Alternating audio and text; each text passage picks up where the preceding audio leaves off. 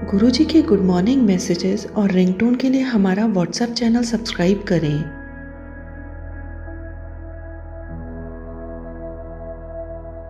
हिमाचल उत्तराखंड की सीमा पर यमुना नदी के किनारे बसे जिला सिरमौर का पांवटा साहिब शहर सिखों के लिए एक महत्वपूर्ण स्थान है।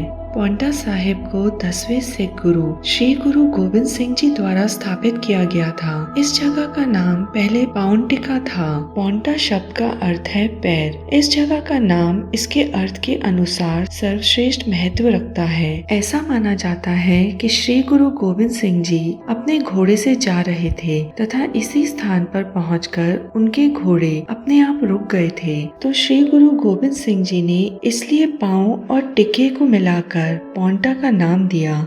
गुरु गोबिंद सिंह जी ने इसी स्थान पर गुरुद्वारा स्थापित किया था। साथ ही अपने जीवन के 4.5 वर्ष यहीं गुजारे थे। गुरु गोबिंद सिंह जी का यमुना नदी के तट पर बसाया नगर पांवटा साहिब इतिहास की कई महान घटनाओं को संजोए हुए है। एक तरफ जहां यह स्थान सिख धर्म के इतिहास में विशेष स्थान रखता है, तो दूसरी तरफ सिखों के गौरवमयी इतिहास की यादों को ताजा करता है। इस धरती पर पांवटा साहिब एक ऐसा नगर है जिसका नामकरण स्वयं श्री गुरु गोबिंद सिंह जी ने किया है।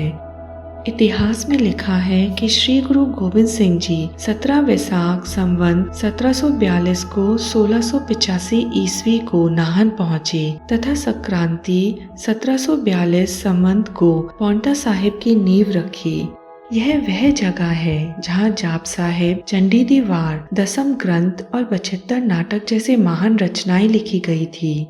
इसी जगह श्री गुरु गोबिंद सिंह जी के सबसे बड़े पुत्र साहिबजादा अजीत सिंह जी का जन्म हुआ था। गुरु गोबिंद सिंह जी ने पीर बुद्धू शाह को अपने केश, कंगा और किरपान भेंट में दिए थे। यह वही स्थान है जहां गुरु साहिब ने चंदन कवि की रचना से खुश होकर उसे 65,000 मुद्राएं भेंट स्वरूप दी थी। श्री गुरु गोबिंद सिंह जी का इस स्थान से बहुत गहरा रिश्ता था। कहते हैं कि जब श्री गुरु गोबिंद सिंह जी मात्र 17 साल के थे, तब नाहन रियासत के राजा मेदिनी प्रकाश के कहने पर उनसे मिलने अपने 5,000 घुड़सवारों और परिवार के साथ वह इस स्थान पर आए थे। राजा ने उनका बहुत आदर सत्कार किया और कहा कि वह इस स्थान का भ्रमण करें और इस भूमि के कण कण को पवित्र करें। गुरु गोबिंद सिंह जी ने उनकी प्रार्थना स्वीकार की और पूरे शहर का भ्रमण किया। यहाँ का हरा भरा जंगल और शांत वातावरण गुरुजी को बहुत अच्छा लगा। यही कारण था कि गुरुजी ने अपनी जिंदगी के लगभग 4 साल यहीं बिताए। कहते हैं कि जब गुरुजी घूमते घूमते यमुना नदी के किनारे पहुँचे, तो वह यहाँ का सुंदर वातावरण देखकर इतने प्रभावित हुए कि उन्होंने नदी किनारे अपना डेरा लगाने का निर्णय किया। राजा मेदिनी प्रकाश ने गुरुजी और उनके सिखों के रहने का सारा प्रबंध भी करवाया। गुरु गोबिंद सिंह जी ने यहाँ रहते हुए बहुत से साहित्य और गुरबाणी की रचना की। उनके दरबार में 52 कवि थे और हर रोज यमुना किनारे कवि दरबार लगाया जाता था। श्री गुरु गोबिंद सिंह जी खुद कवियों से अपनी रचना लिखवाया करते थे। एक दिन कवियों ने श्री गुरु गोबिंद साहिब जी के सामने प्रार्थना की कि वह जब भी अपनी रचना लिखते हैं या सुना रहे होते हैं, तो यमुना नदी का पानी बहुत शोर करता है, जिस वजह से वह अपना काम ठीक से नहीं कर पाते। यह सुनकर गुरुजी यमुना किनारे गए और उसे हुक्म दिया कि हे यमुना, यह कवि बेहद ही महत्वपूर्ण रचनाएं लिख रहे हैं और तेरे पानी का शोर इनके काम में बाधा डाल रहा है। आज से इस स्थान से जहाँ कवि बैठकर रचना लिखते हैं, जब भी तुम गुजरना हमेशा श्रोता बनकर गुजरना, ना कि वक्ता, यानी यहाँ से हमेशा शांत होकर बहना।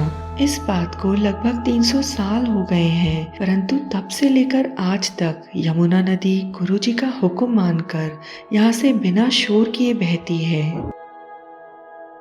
पांवटा साहिब से पहले और पांवटा साहिब से गुजरने के बाद यमुना नदी का शोर सुनाई देता है, लेकिन जब यह नदी पांवटा साहिब के गुरुद्वारे के सामने से गुजरती है, तो बिल्कुल शांत होकर गुजरती है। काफी साल श्री गुरु गोबिंद सिंह जी पांवटा साहिब में रहे। जब वह यहाँ से वापस आनंदपुर साहिब जाने लगे, तब उन्होंने लिखित रूप में कहा था कि पांवटा साहिब में रहना उनके जीवन का सबसे अच्छा और सुखद समय था। गुरुद्वारा श्री पांवटा साहिब पूरे विश्व में प्रसिद्ध है। यहाँ दूर दूर से लोग दर्शनों को आते हैं। होला मोहल्ला का त्योहार यहाँ पर बेहद धूमधाम से मनाया जाता है।